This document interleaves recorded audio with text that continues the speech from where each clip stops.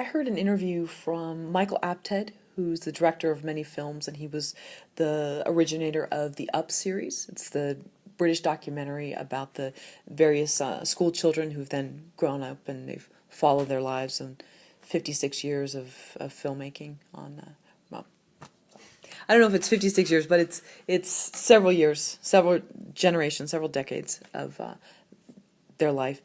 He talked about how he noticed that the people that devoted their lives to family seemed to be very happy and content with who they were, whereas the ones that were driven more by their careers, and he admits to being one of them, sometimes missed out on certain joys. And I'm sort of paraphrasing what he said. Going back to being self-aware, you were talking about maybe being a people person versus not being a people person. How important do you think it is for someone to be self-aware in order to propel them to a next level? Because if you're not, it seems like you would just stay stuck.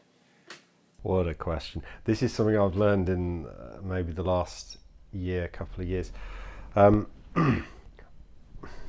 a little nervous you've asked this question, but I will be honest. I remember somebody, a mentor of mine many years ago said, because I've had a variety of careers, and he said, like, I think you could do any career, but I'm not sure how far you could get in it. And I remember thinking when he said that, you really angry with him, and I didn't say anything. I just, this was a few years ago, and I think he was referring to my particular stage of personal development then, and it was basically being able to achieve things as an artist is not just about how talented I am. Maybe it is for others, but for me, it's not just about how talented I am. It's about being aware of my flaws, being aware of how I react to people and how people react to how I am, and trying to compensate for that, trying to make allowances for that. So, for example, and I believe that the limits in the career I'm at now, I'm not convinced are going to be set by my talent. I think they'll be set by my character and how well I'm able to deal with things like, as we've talked about, collaborating with others, things like how I behave after I've had some publicity, how I collaborate with the same people after I've had some success. Does that change the way I am with them as a person? So I've realised in the last couple of years that's going to be, or the last year, that will be the limit. It will be my emotional abilities, I believe, rather than my technical or talent abilities that will limit me. So I'm constantly trying to develop personally to deal with that. I try some of the things I'm aware of. When I get caught up in the hurly-burly of project publicity, I can become it's quite elating, I find. It's quite exciting when you see stuff and you get people calling from papers or the TV or whatever, and you have a run of this, and I can get caught up in it, basically. And How so? Sorry, I didn't know that. well, if I look at my heroes that I read about or see on TV or whatever, okay, and I'm impressed by them, all right, then I get noticed a little bit in the press and on TV, and I think there's a part of my brain that says, oh, I'm a little bit like those people that I'm impressed by. Maybe I'm impressive.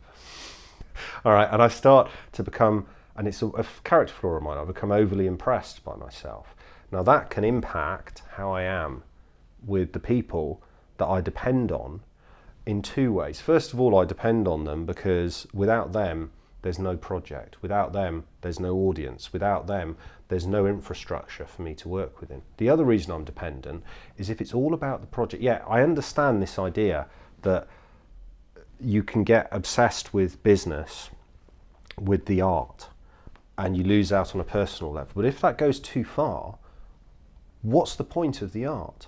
If I can't share that with someone apart from people reading a newspaper, it for a very short period of time, knowing that there's a bunch of people out there reading about what you're doing and being impressed by it, or seeing what you're doing and being impressed by it, for a very short period of time, that can substitute for genuine human contact. But in the end, what really matters is being able to talk to somebody you care about or you're close to, really being able to share it with someone physically who's there. And so these relationships need to be maintained, both to just, what's the point of achieving what you achieve unless you can share it with the people that you work with and around you, and rather than, you know, them thinking, oh, he's getting too big for his boots, now he's been on television or something. And also, these people, you've got to work with them professionally in the future. So that, I think, has been the most important thing that I've learned. And I will, some of the things I'll do, I will overcompensate in my mind.